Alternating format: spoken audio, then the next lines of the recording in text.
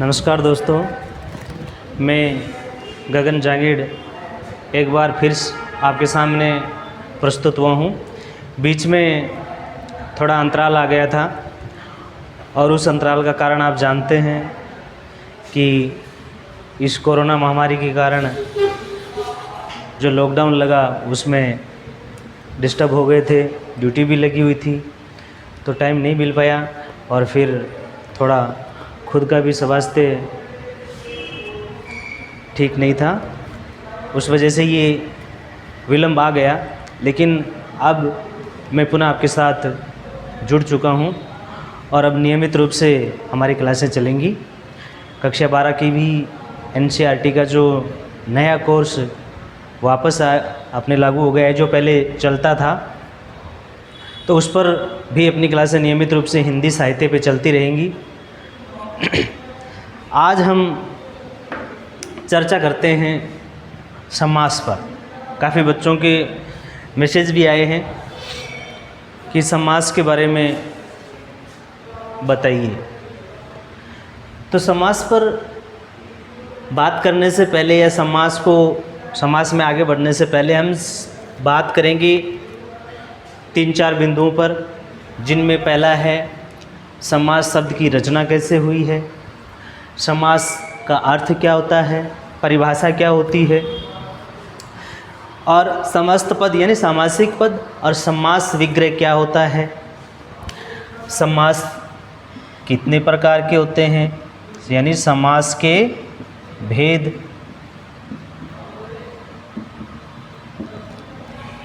इन बिंदुओं पर हम बात करेंगे।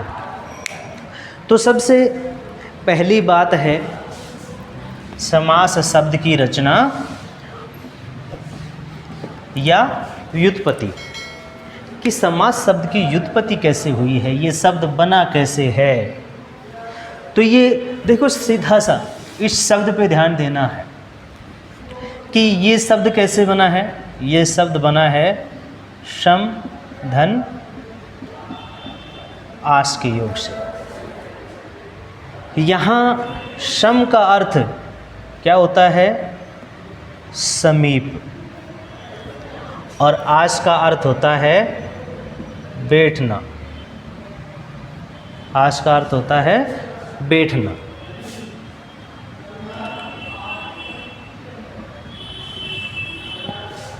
यानी समास दो शब्दों से मिलकर बनता है, दो शब्दों से मिलकर बना है, शम और आस। शम का अर्थ होता है समीप और आस का अर्थ होता है बैठना। यानी जब अलग अलग पद एक साथ आकर मिल जाते हैं आपस में या पास पास आकर बैठ जाते हैं तो उसे समास कहते हैं। यानी अलग अलग शब्द जब पास पास आकर बैठ जाते हैं, समीप आकर बैठ जाते हैं, जो पद अलग अलग होते हैं वो समास होता है। अब हम बात करते हैं अगले बिंदु पे।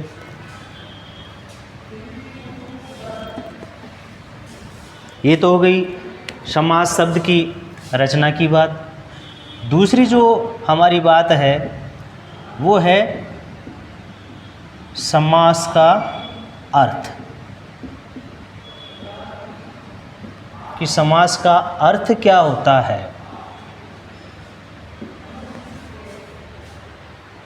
तो समास एक संस्कृत में प्रसिद्ध सूत्र है, समसनम समासः।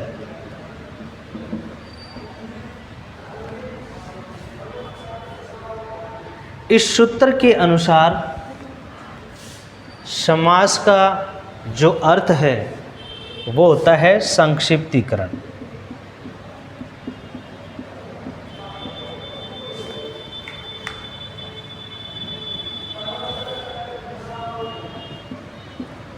संक्षिप्तीकरण यानी ये जो सूत्र है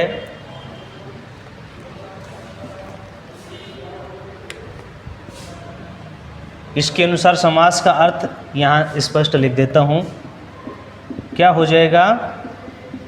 अपन संक्षिप्त भी बोल सकते हैं, संक्षिप्तीकरण भी बोल सकते हैं। ये जो संक्षिप्त करने की या संक्षिप्तीकरण करने की जो प्रक्रिया है, ये जो प्रक्रिया है,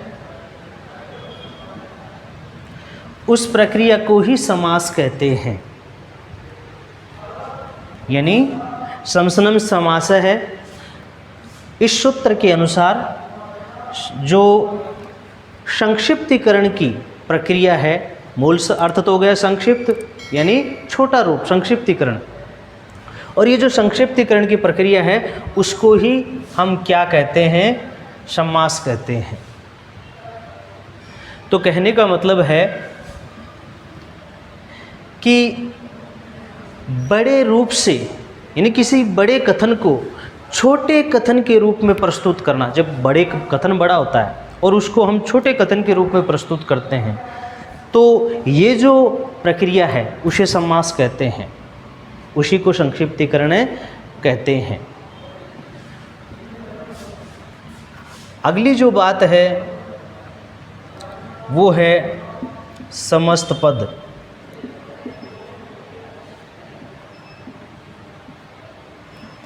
एवं समास विग्रह।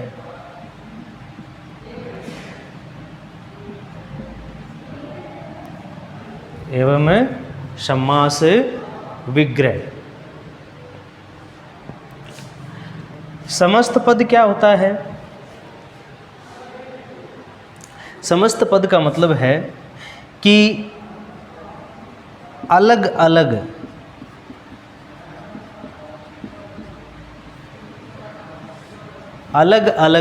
पद होते हैं। उन अलग अलग पदों को आपस में मिलाना, जब आपस में मिला दिया जाता है तो वह समस्त पद कहलाता है। उसको सामासिक पद भी बोलते हैं। यानी अलग अलग पदों को आपस में मिला देने पर समस्त पद बनता है, आपस में मिलाने से समस्त पद बनता है, सामासिक पद भी बोलते हैं। और उन्हीं मिले हुए पदों को जो एक सामासिक पद में होते हैं, उनमें जो दो पद होते हैं, किसी भी सामासिक पद में जो दो पद होते हैं उनको अलग अलग कर देना समास विग्रह कहलाता है। उनको अलग अलग कर देना क्या कहलाता है? समास विग्रह कहलाता है।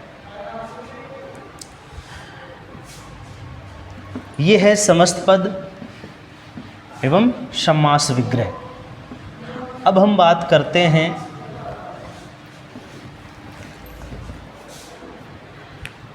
समास विग्रह पर।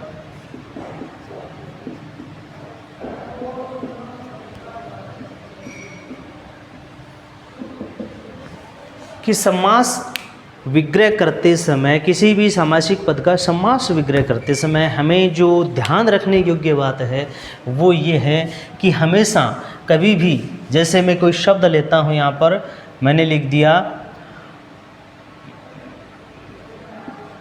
वीणा है पानी में जिसके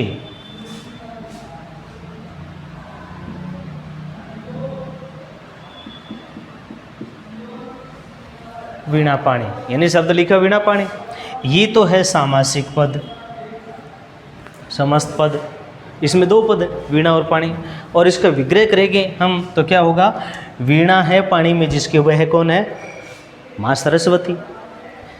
तो हमें ध्यान रखने योग्य जो बात है वो ये है कि कभी भी विग्रह कार्य करते समय हमें यथासंभव मूल शब्दों का ही प्रयोग करना चाहिए। मूल शब्दों का ही प्रयोग करना चाहिए। समास विग्रह करते समय यथासंभव मूल शब्दों का ही प्रयोग करना चाहिए। पर्यायवाची शब्द के प्रयोग से हमें बचना चाहिए। पर्यायवाची शब्दों का जो प्रयोग है वो नहीं करना चाहिए। यथासंभव हमें मूल शब्द का ही प्रयोग करना चाहिए। जैसे हम लिखते हैं रेलगाड़ी। अब रेलगाड़ी का समास विग्रह हम करेंगे तो क्या होगा, रेल पर चलने वाली गाड़ी, यानी मूल शब्द का ही प्रयोग करना है, रेल पर चलने वाली गाड़ी, यानी रेलगाड़ी का विग्रह करेंगे तो रेल पर चलने वाली गाड़ी, ना कि पटरियों पर चलने वाली गाड़ी। पटरियों पर चलने वाली गाड़ी नहीं करना है, रेल पर चलने वाली, यानी मूल शब्द का ही प्रयोग करना है, क्योंकि रेल अंग्रेजी का शब्द है, रेल को ही हिंदी में पटरी कहते हैं। तो ये विग्रह की बात हो गई। अब हम बात करते हैं समास के भेद पे।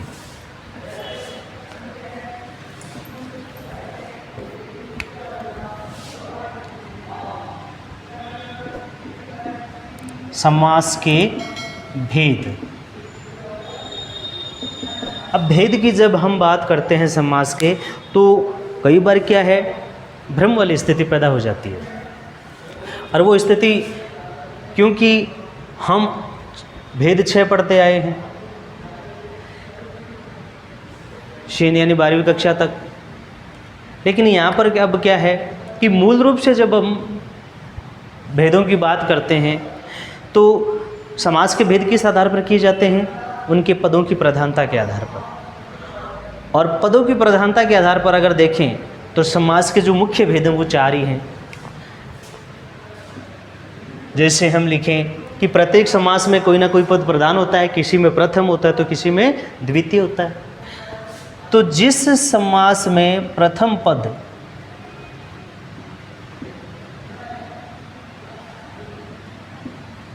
पूर्व पद भी बोल सकते हैं प्रधान होता है,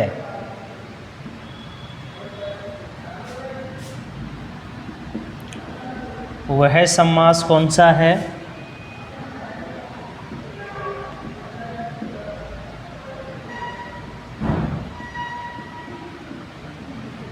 अव्ययभाव समास।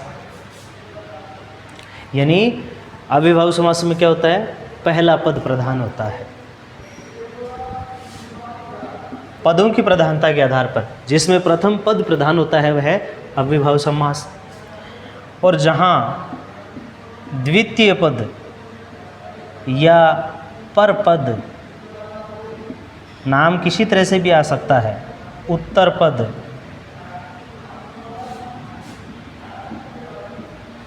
प्रधान होता है,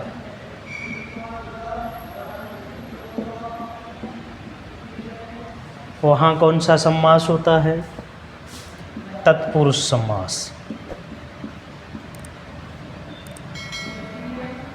यानी द्वितीय पद कौन से समास में प्रधान होता है, तत्पुरुष में। फिर है उभय पद या दोनों पद।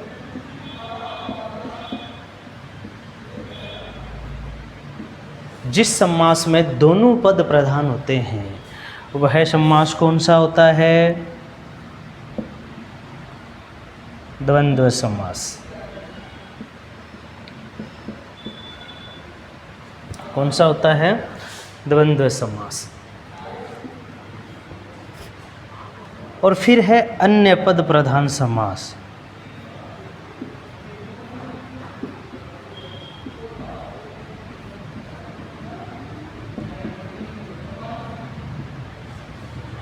अन्य पद प्रधान समास यानी जिसमें दोनों ही पद अपनी प्रधानता खो देते और कोई तीसरा ही पद प्रधान बन जाता है, तो वहाँ कौन सा होता है, बहुव्रीहि समास। कौन सा हो जाता है, बहुव्रीहि समास। तो ये इस आधार पर देखो, ये 4 भेद हैं समास के।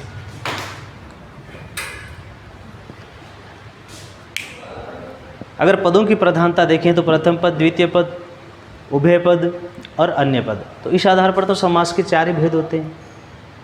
जबकि द्विगु और कर्मधारय 2 भेद और हैं। तो द्विगु और कर्मधारय में क्या होता है, और कर्मधारय। इसमें क्या है कि इन दोनों में भी द्वितीय पद प्रधान होता है,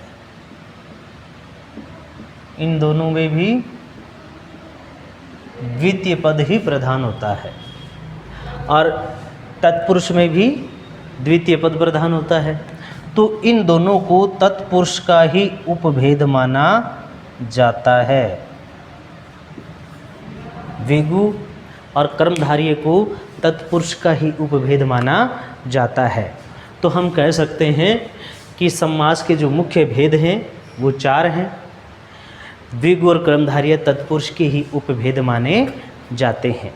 तो ये तो बात हो गई समास के मोटे तौर पर कि समास शब्द की रचना कैसे हुई, उसका अर्थ क्या होता है, सामासिक पद और समास विग्रह से क्या मतलब है, भेद कितने हैं। अब हम आगे अगली क्लास में चर्चा करेंगे विस्तार से तत्पुरुष समास पर, अविभाव समास पर, द्वंद्व, द्विगु, कर्मधारय और बहुव्रीहि समास, इन पर हम विस्तृत रूप से चर्चा करेंगे। आज ये क्लास हम यहीं समाप्त करते हैं, और सबसे एक निवेदन है कि जिन्होंने हमारे इस चैनल को सब्सक्राइब नहीं कर रखा है तो उसको सब्सक्राइब करें। नियमित रूप से अब आपको क्लासें उपलब्ध होती रहेंगी।